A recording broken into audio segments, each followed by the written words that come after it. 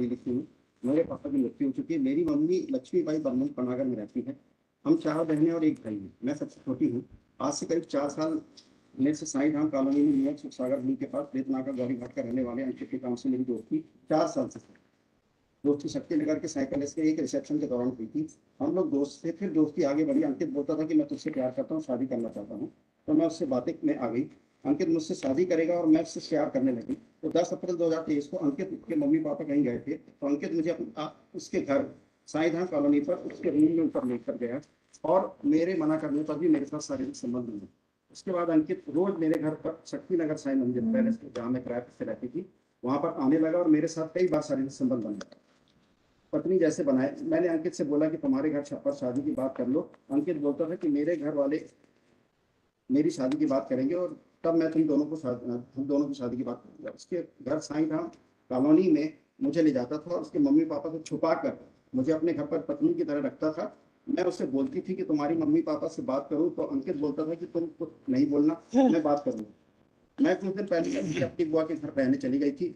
उसने मुझे वहां से बुलाया और करीब 8 दिन से मैं अंकित के घर उसके साथ रह रही थी। तो दिनांक 4/3/2024 को जब मुझे पता लगा कि अंकित ने किसी दूसरी लड़की से शादी कर ली, तो मैंने उससे पूछा कि तुम मेरे साथ रह रहे हो और सगाई कहीं और कर रहे हो कर ली है। तो उसने मेरे साथ घर पे नीचे उसके मम्मी पापा तक आवाज नहीं जाए तो उस अंकित बात करने के लिए मतलब की कार से रामपुर तक ले गया, तो उसकी कार डिवाइडर से टकरा गई, इससे मेरे सिर पर चोट है।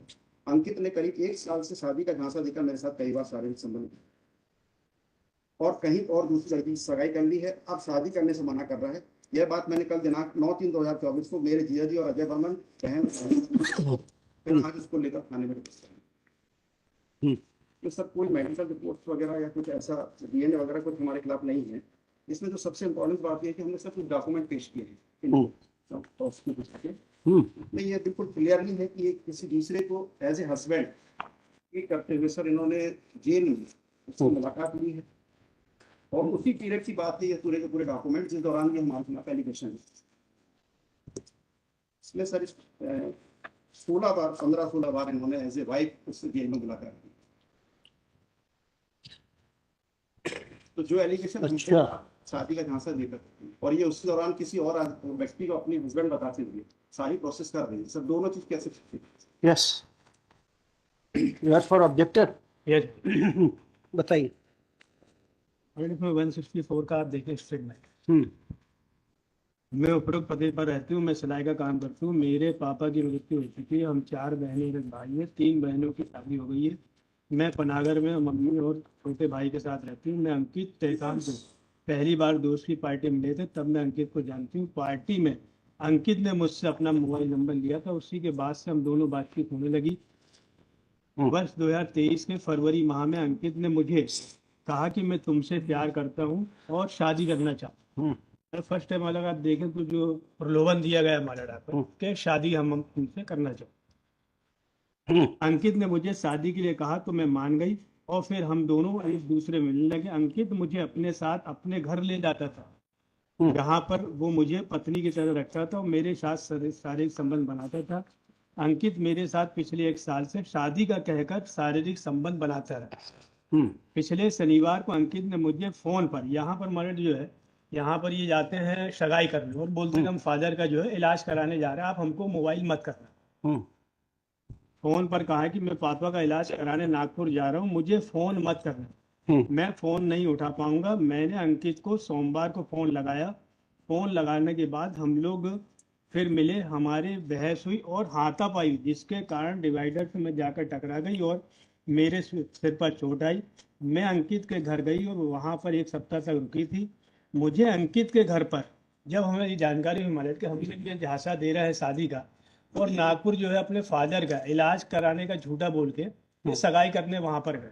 But tell me one thing, you are continuously meeting with someone in jail as husband wife. नहीं मतलब ऐसा कुछ नहीं, कोई है ही नहीं। ये ऐसा डॉक्यूमेंट इन्होंने पेश किया। मतलब उसकी काफी तो वेरीफाई करा है हमारे इसमें। कंप्लेंट इज प्रेजेंट, ऐसा कोई हस्बैंड हमारा है ही नहीं। ऑन रिकॉर्ड तो होगा हमारे, लेकिन कोई शादी का ये लेकिन आपने जो ये वहाँ पर जेल में मुलाकात की है, हाँ, उसमें आपने जिससे मुलाकात की उसको अपना हस्बैंड वाइफ का रिलेशन बताया। लिखिए स्टेट। मालूम ये जो इन्होंने पढ़ा 164 का मतलब ऐसा कोई हमारा जो ये बता रहा है कि कोई हस्बैंड ऐसा है ही नहीं हमारे। Yes state. 164 का जो स्टेटमेंट पढ़ा इन्होंने यही है। श्री क्या नाम है? अच्छा नहीं।